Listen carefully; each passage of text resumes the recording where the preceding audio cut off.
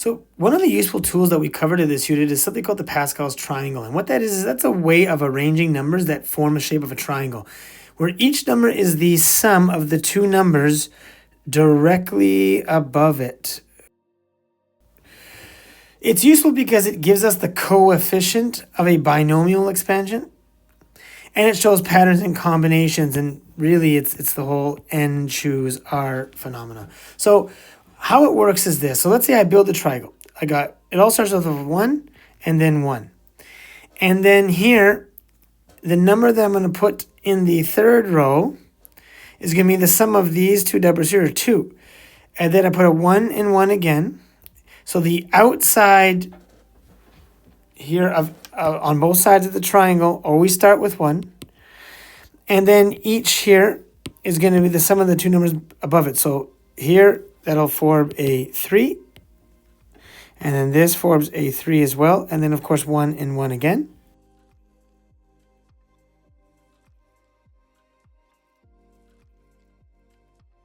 Now, all these numbers here, they are highly useful if we want to quickly determine what the coefficients of our expanded binomial is going to be. And the reason why it's able to do that is this.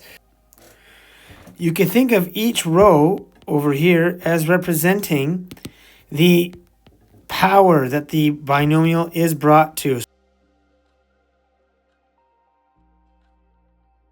Now, here it tells you how many terms there are for each power. So if I look at when n equals 2, or when your binomial is to the power of 2, I can see that there's 3 terms here. These numbers in each row, and if I go to, let's say, the third one here, each of these, those are the coefficients that are placed in front of each term. So what I mean by that is if I look at, let's say, when the power is 3, okay, my first term has a coefficient of 1. My second term has a coefficient of 3 in front of it. My third term in the expanded binomial would have a coefficient of 3, and then this one would be 1.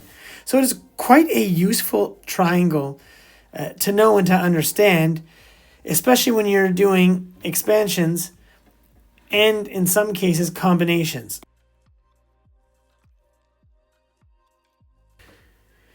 Now, when it comes to pathway questions like this, where you see that there are a couple of blocks that are actually overlapping on one another, and I'm kind of outlining them here, it may be difficult to use permutations and combinations to calculate this. So what we can do is use Pascal's triangle in order to help us navigate our point A to point B. And how that works is, we'll show you here. If you can think about the outer edges as the outside of the Pascal triangle, then the rest can kind of work out itself. So we start A. Let's say that this is 1.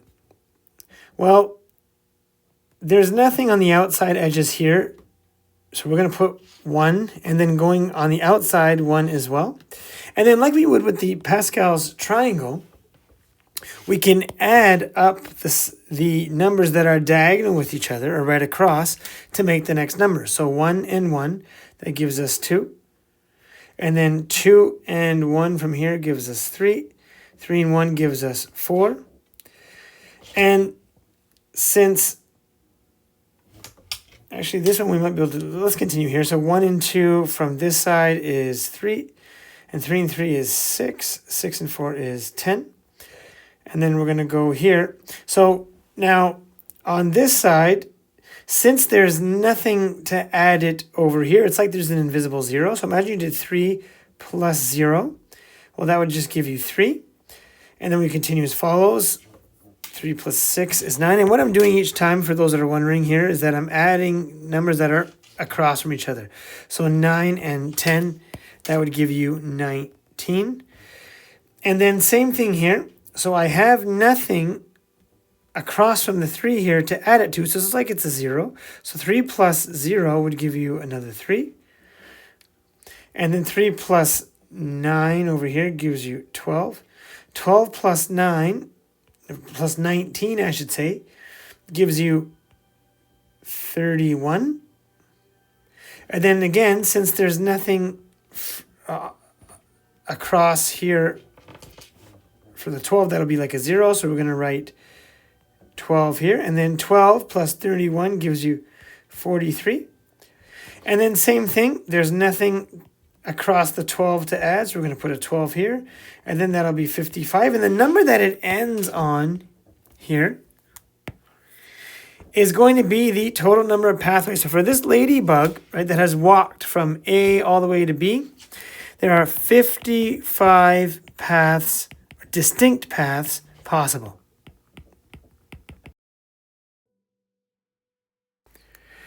So when we're asked to use Pascal's triangle to find the number of pathways and there is a blank here, we have to remember the principle that the number below is the sum of the two numbers above. So let's say, to form really a triangle, right? So if I have, let's say 3 here, let me write that in a different color, right? Well, that's the sum of the 1 and the 2 above it, right? And that's what forms that triangle here. So if you keep that principle, then even when there's a blank, it shouldn't be too difficult. So let's start off here.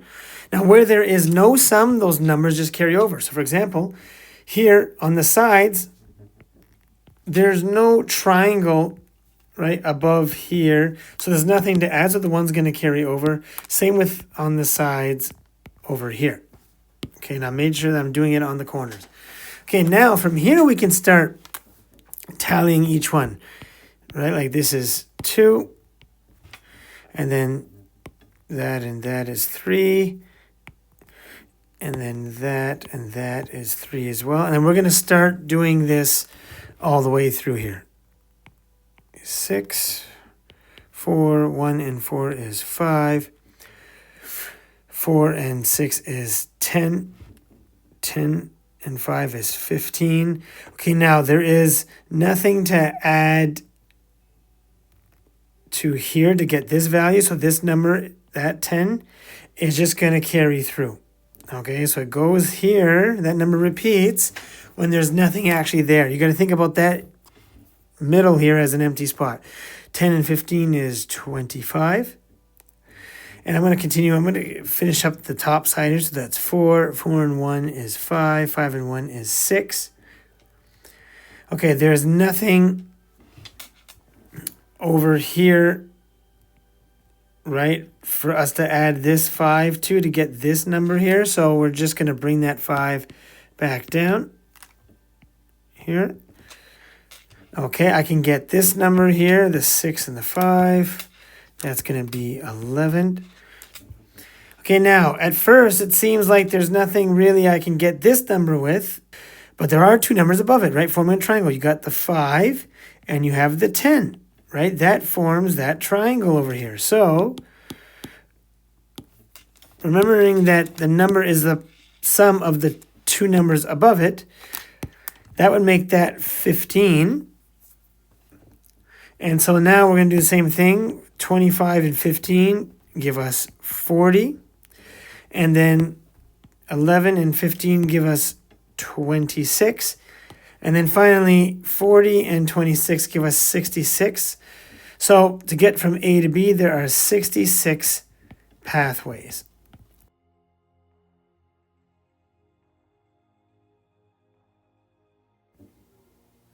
So let's say I want to fully expand this binomial over here. There's a couple things I do want to point out. This here would be the n value, or you could even say the row, if we're thinking about Pascal's triangle. And this negative tells us that each term is going to alternate the signs between negative and positive. Okay, so there's two ways we could solve this. The first way is using the notation where I have n choose whatever the value, the row would be. So n choose r would be the coefficients. And given that this could be the a term and this whole thing here, the 2y, could be the b term, we know that as a increases, or I should say decreases as a power, then your b increases by 1, and it's incremental. So what we mean by this is as follows. So let's say our entire a value is x squared. So our first would be 4, choose 0. Okay, so if we're expanding this, 4, choose 0, multiplied by x squared to the 4. And then if the b value is to the exponent of 0, then there's nothing to write, right? It would just be 1. Okay? And then minus, we're going to start off with the negative. 4, choose 1, x squared to the 3, and then it's going to be 2y. Okay, so that whole 2y, I'm going to put that in brackets because it could get a little confusing. That is to the 1. Then it's going to be minus 4, choose 2, x2 to the 2, and then 2y to the 2. And then I'm switching the sign because they're supposed to alternate signs. So the first one was a negative.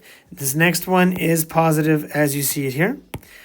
And then we're going to go minus 4, choose 3, x squared to the 1, and then 2y to the power of 3. Okay, so that was a minus. And then finally, plus 4, choose 4, x squared to the 0, which is really just 1. And then multiplied by 2y to the 4. And once your b is raised to the highest power, you are officially done here. So now, if we start plugging in those values, we should get the following.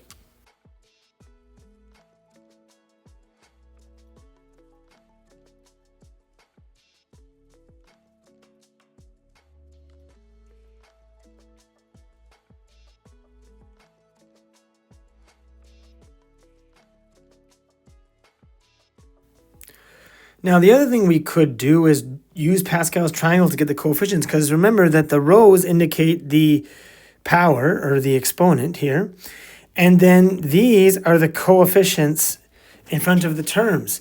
And all we have to do is, especially since this is negative, just remember to put alternate, right, signs between the terms. And so if I jump all the way to row 4, well, I could see that it'll be x squared, and then times 1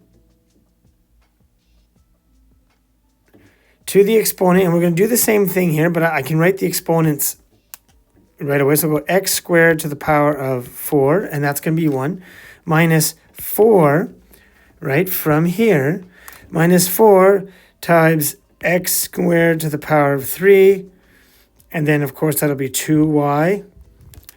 And then plus, and then now it's going to be coefficient of 6 multiplied by x squared to the 2, and then 2y to the 2. And then minus 4, so we're going to go minus 4. And then same thing, x squared to the 1, and then 2y cubed. And then finally, plus 1, so I'll do that in let's say, a blue color here, so the plus 1, so that'll be plus 1. And then that's, of course, going to be x squared, well, to the 0 is going to be just 1. So we're going to write here just 1, and then that is going to be 2y to the 4. And then, of course, simplifying everything, well,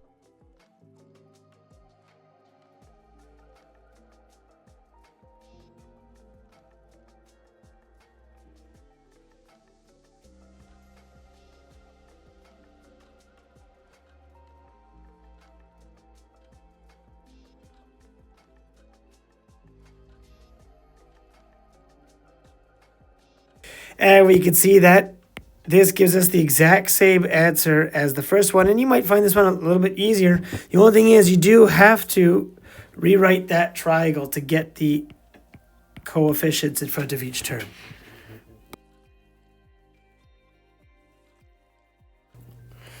In the expansion of 4a cubed plus 3b cubed to the power of 5, what is the coefficient of the term containing b12?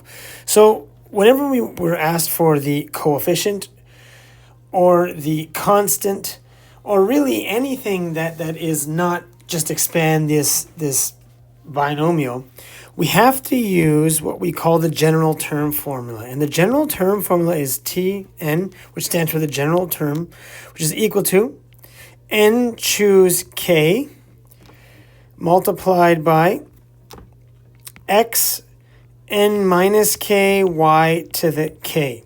Now the x here is the first term in the binomial, and the y represents the second term in the binomial. And the n here is the power of which the whole thing is being raised to. So if I'm looking at this binomial here, this entire 4a cubed would be like the x, and then this entire 3b cubed would be the y. The 5 over here, that would be the power that this entire binomial is being raised to. So that being said, the second thing that we should always do once we've labeled our first term, second term, and the power is we should find what the k value is. Okay, that coefficient over here. And k has a general formula. If you look at the original formula here, binomial 3b cubed, we want to know what is the coefficient going to be when b is equal to 12. Well, remember that k, according to this formula, is always on the second term in the binomial. Now, the second term in the binomial here is 3b cubed. And so when would b, right, this base here, have an exponent of 12? Well, if k is raised to the power of 4, right? If k is equal to 4, then it is multiplied by everything inside that bracket. So we know, just from the fact that the exponent on the b has to be 12, that the k value must be 4, since, right, the k resides above the second term in the binomial directly. So that being said, I got my k value, so now I know that the k is equal to 4. Now, the third thing, once you find your k value, you can find the term value, or the term number, I should say, because the general formula for the term number is going to be k plus 1. And that tells you basically what term this exponent is going to happen, the b to the 12. So Tn is going to be k plus 1, which is 4 plus 1. And so that means that the term that we're looking for is T5, right? Or the fifth term. And that's important because now that we know what term that is going to be, we can then plug in the proper values into this formula here. So we go T5 is equal to, it's going to be n choose k, so 5 choose 4, multiplied by, we're going to put our 4a cubed, and then that's going to be n value of 5 minus k, which is 4, multiplied by 3b3 to the 4.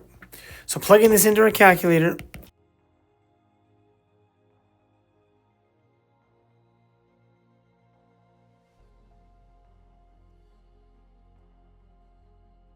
and so finally, the fifth term is going to be 1620 A3B12. And so the coefficient is going to be 1620 here. So for this question, let's say we're asked to find the fifth term in the expansion of 3a cubed minus 2b squared. All of this, of course, to the power of a. So when we recollect our general term formula, remember that's Tn is equal to n choose k multiplied by x to the n minus k y k.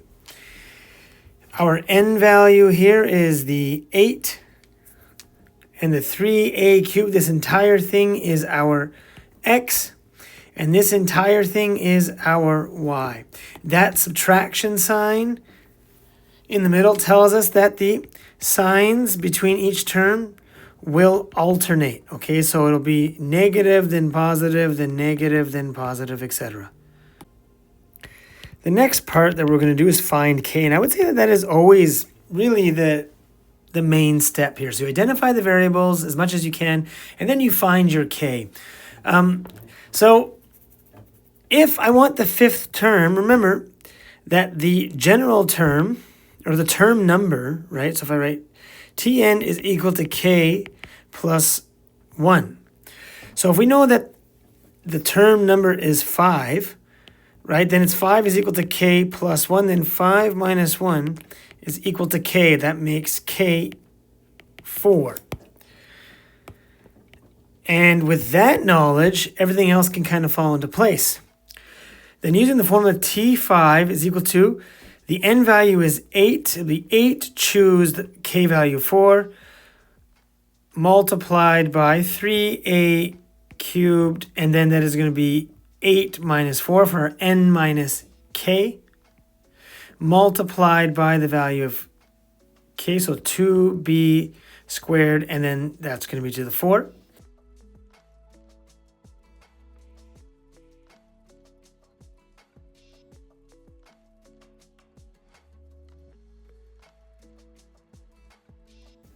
And I'll write it in right below here. So that's about 90,720. And that's A12B to the 8. So this is the fifth term.